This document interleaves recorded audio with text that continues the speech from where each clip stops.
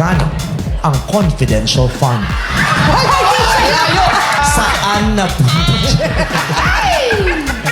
Anong ganap sa mundo ng showbiz?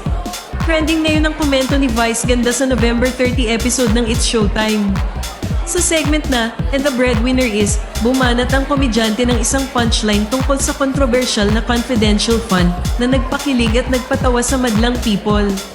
Ang episode ay tampok ang kapamilya actor at dating hashtags member na si Jameson Blake bilang guest star.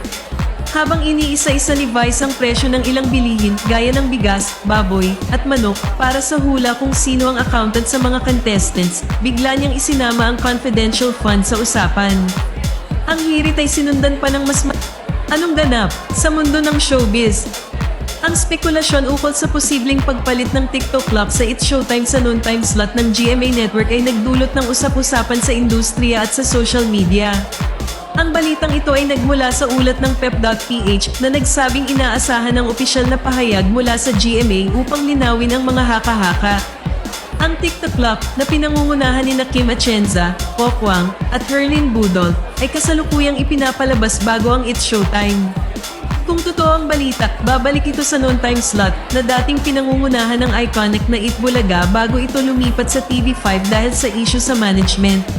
Maraming netizens ang naniniwala na ang mataas na ratings ng It's Showtime ay sapat na dahilan para manatili ito sa time slot nito. Anong ganap sa mundo ng showbiz?